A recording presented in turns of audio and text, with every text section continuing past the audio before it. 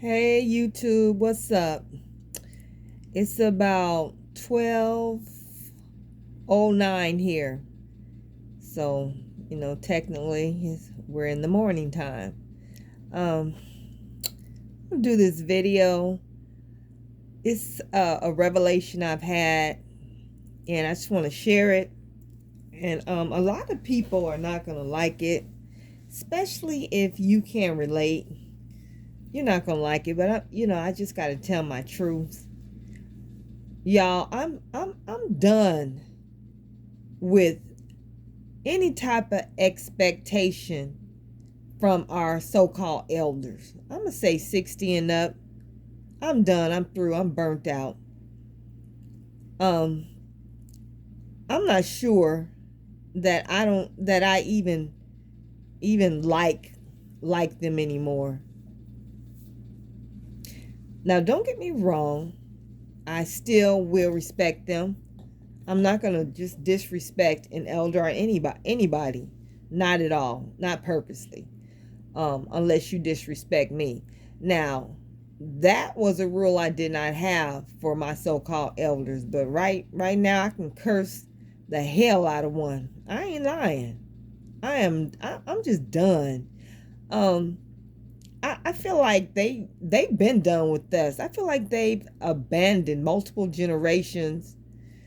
They don't, there's no closeness between. I'm specifically speak as about the women, being a woman myself.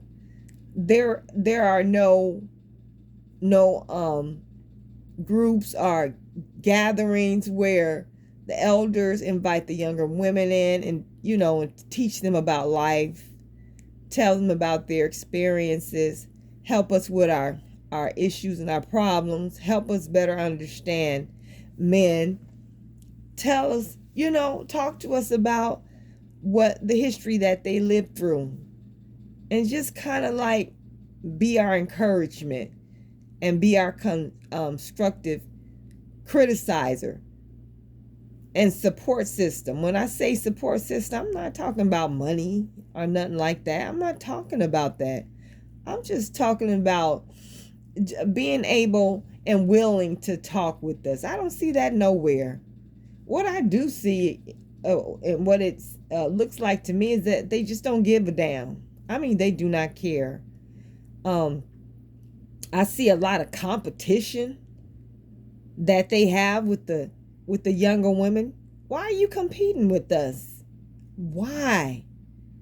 We're not in the same bracket as far as male admiration and desire. I mean, don't know, hardly know 20 some or teen or even 30, maybe even 40 year old won't know 60 plus year old freaking man. We don't want that unless it's a understood situation, sugar daddy, sugar baby situation. That's a whole nother issue. And other than that, we're not no competition for them broke down men that are around your age. We don't want that. I saw that competition energy between with my mom against me, my grandma, my aunt. My grandmother, she me and my brother, uh middle brother, would stay with her back and forth because my mom was not stable. And that was, my brother was her favorite. He could do no wrong. And it's almost like, I'd take a back seat because I don't know, I guess she didn't encourage us to get along. We were always fighting, and that's what happens when parents play favoritism. The children are going to fight. You can destroy a brother sister or sister sister or brother brother relationship for the rest of their lives, favoring one over the other. It's almost like she didn't really want me and him to get along, him to love and show love to me. She wanted that love and admiration for herself. And my mom would say some weird stuff, and well, you know what, I listen, or I don't, I don't buy cheap stuff. I buy this. This is what I like and stuff like that. And it's almost like, well, always comparing myself to her. And I'm like, what's wrong with you? And then there was the aunt. I had a cousin, and she acted like she wanted to go back in time and live like her and hang with her. And I remember one day, well, it wasn't one day, she was always trying to get me to wear these long skirts. And eventually I started wearing that, but for some years, but that wasn't my style. I just got into the habit of wearing it because she kept pushing it on me. So I had gotten kicked out of her house, and I was in the shelter, and I was telling the people in the shelter about my experiences with her, always trying to make me wear long skirts. And don't you see that girl over there with that long pretty skirt?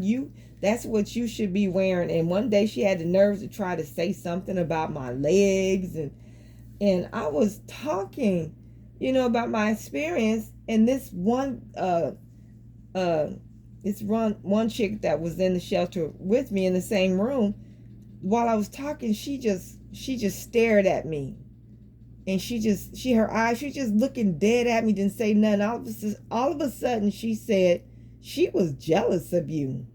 And I'm like, at first I didn't put two and two together. Why would she be jealous? But then again, I saw some other things, and I'm like, what you're supposed to be, as an elder, you're supposed to be guiding the young lady, especially in your family. My God. Even if they're in-law, you're supposed to be guiding us.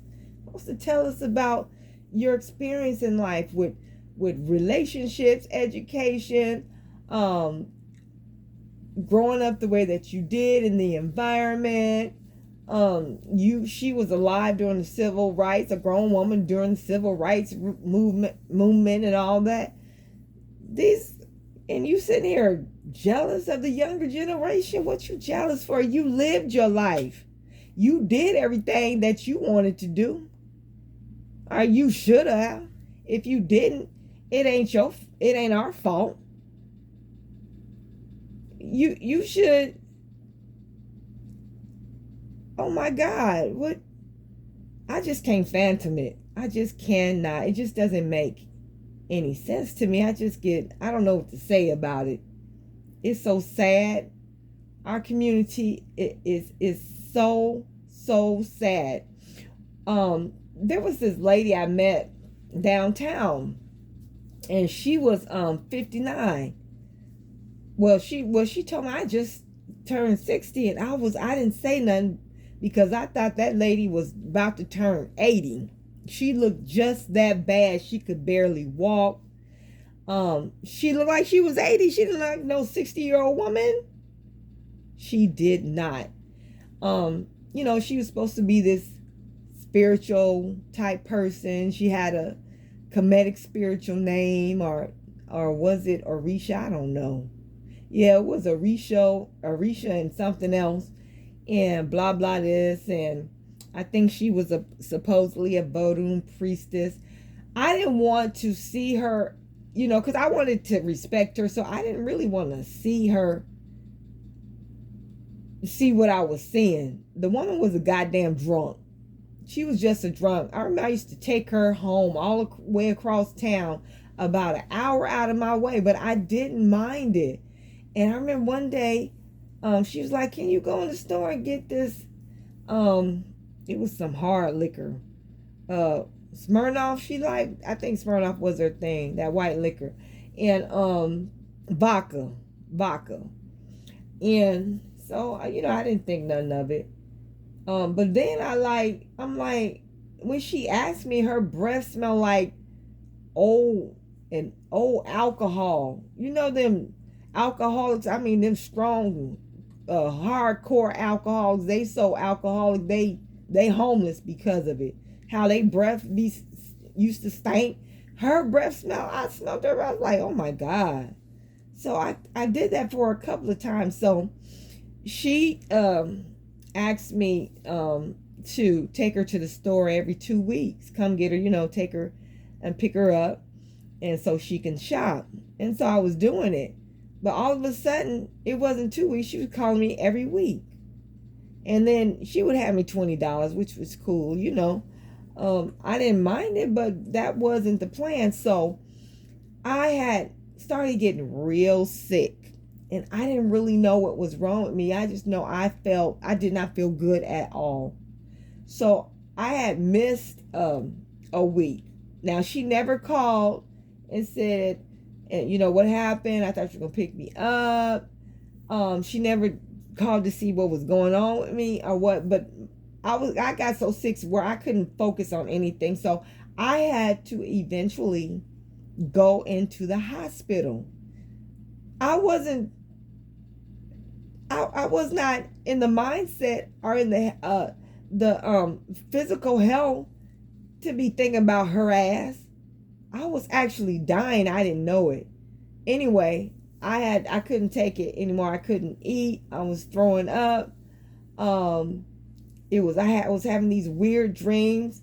I was really weak, couldn't walk. So I went to the hospital, went to emergency, found out that I had pancreatitis. And I was in the hospital for almost 5 days. Okay. So when I got out, I was still kind of sick, throwing up, could barely eat. But I started to get better as time went by. But I was sick from that for over a year, because I had injured my kidneys. Protein was coming from my kidneys, so I had to deal with that. And my stomach was still, I stayed nauseated for a very long time. So I eventually called her. Of course, I wasn't thinking about her.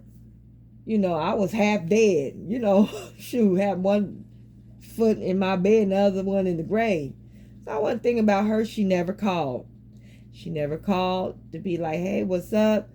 Why didn't you come pick me up? I was going on with you or nothing. So eventually I called her and I told this old raggedy bald-headed monkey bitch, that I was in the hospital with pancreatitis. I'm sorry, I didn't call you. I was too sick. I wasn't thinking about nothing. I couldn't think about nothing. I was weak. And she said, well, I'm sorry that happened to you. Take care of yourself. Then she slammed the phone, hung up in my face. So I called her back and I apologized. I said, I'm sorry. I couldn't focus on anything. I was so sick. I was in the hospital and blah, blah, blah. She hung up in my face again. So I texted her and told her, that's okay. I'm sorry. I apologize again. I should have called you. I just wasn't in that space because I was really, really sick, but you take care or whatever. And I just erased her number out of my phone. This woman, oh my God, I had been taking her back and forth to work, taking her, bringing her home from work. She's on a doggone walker, can barely walk. Going to pick her up, get her groceries and all, and tons of liquor. I mean, big old 64 ounce or whatever, how many ounces there was, full of vodka. Talking about, she sit up there talking about, yeah, the spirits love this liquor. Bitch, no, you like it. You love it. You need it. You're the drunk. So of course, she never called again. I never call her again. One day I was walking and she was in the car with somebody, I guess using somebody else. And she looked at me and frowned up, and I said, oh, well, you know what I'm saying? It is what it is. But to think, I just couldn't understand an elder acting like she was. I told the woman I was sick and in the hospital with a very dangerous situation, pancreatitis. I told her that.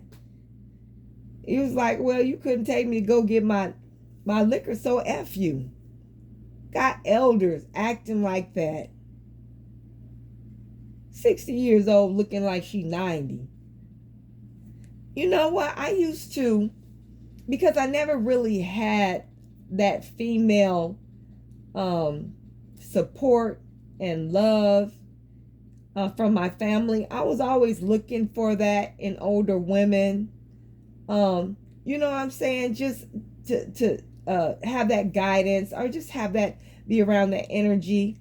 They let me down all the time. Every time let me down. I saw it happen to other young women.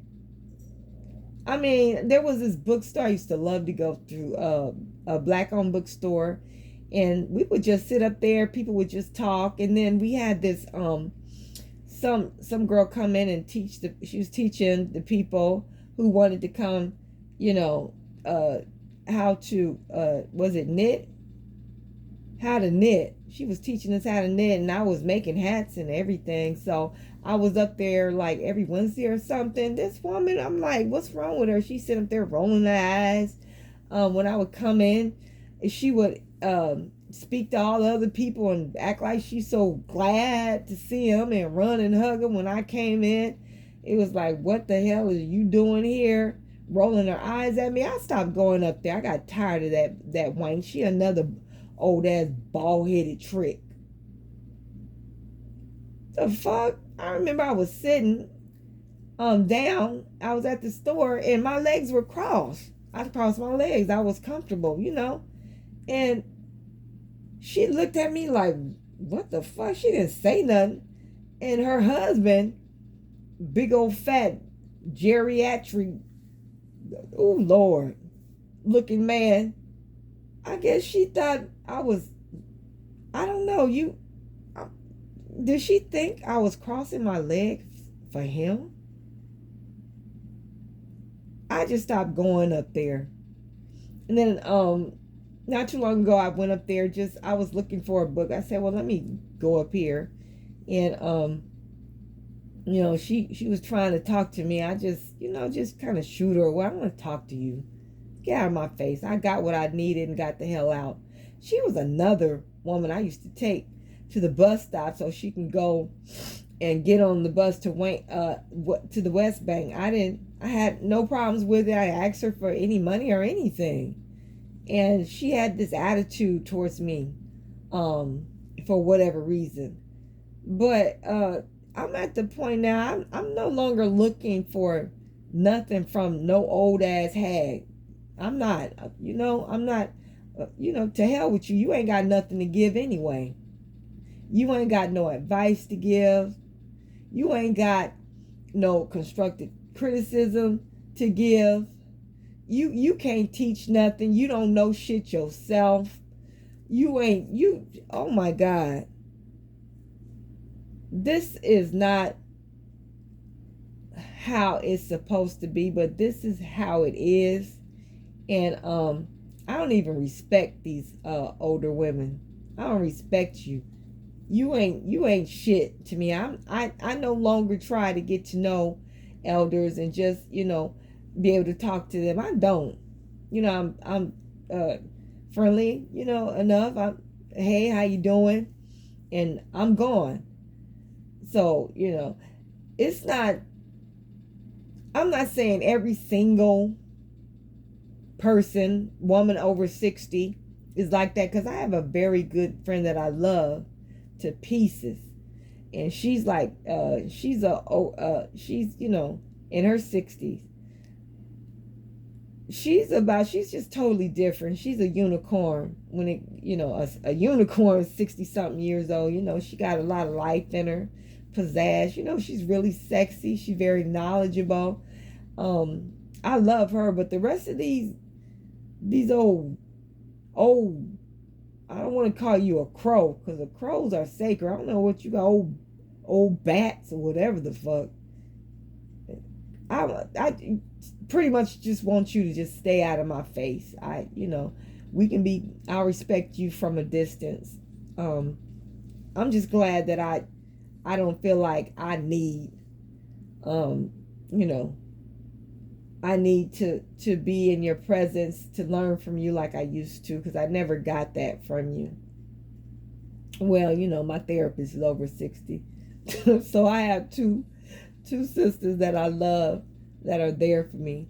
But as far as how I used to feel, I no longer feel that way. I know, you know, most of these elders, they don't deserve respect. They trying to be like the young girls. They jealous of us. What you jealous of us for? You got to be crazy. They don't teach us nothing. You can't go up to them hardly and ask them nothing. You know what I'm saying? They might have some favorites here and there, but you don't have anything. Our elders, they really have failed us. I am very disappointed in the women, men too. You know, you can't you want to respect the men, and you know, you want to show them that you respect them and you honor them, and all they do is come at you for sex. Don't nobody want your droopy nut having ass. And God forgive me, I don't mean to disparage and disrespect the few honorable older men that are out there. I really don't. I just got to speak my piece, because that's what I've used, you know, for the most part. I've experienced with elder men. We looking at them for guidance and instruction. They say they want to lead, but every time you look up, they leading with their dicks. Just tired of it. And I'm pretty up there in age, and I don't want no man, no old ass man. Shit, I don't want you know, men my age, they call them geriatric husbands and stuff like that. I'm not, you know, I'm in my 50s, my early 50s, but I'm just done. I'm just done with the older generation. The women my age and, you know, probably 40 up to maybe 60, depends on, you know, your mindset. We're gonna have to get together and draw the younger generation in and open the door for them to trust and like us and know that they can come to us and confide in us. We're gonna have to do that. You know, it didn't happen for us, most of us, but we gotta make a way to make it happen for the younger generation. We gotta embrace them. We have to. They need more than just mom and dad, and, you know, to be okay. Well, you know, I got my grandmom. They need a community. Our women need to form a community and embrace them, and be their confidant, be their guide, and talk to them, you know, like you know, an elder should. Our women who are older should. And like I said, I hope I don't offend anybody. I'm just speaking my heart and mind. My heart is kind of broke. I know you can hear it in my voice, but I have to speak my piece. I have to tell it like it is. I'm no longer trying to fuck with these old crazy bats. I don't know what's going on with you. Better get a dildo. A dildo made of steel or something. But anyway, peace and love. Thank you all for listening. Please like and share this video. Please support my channel. I appreciate y'all so much. Love you. Have a great rest of your week. Peace.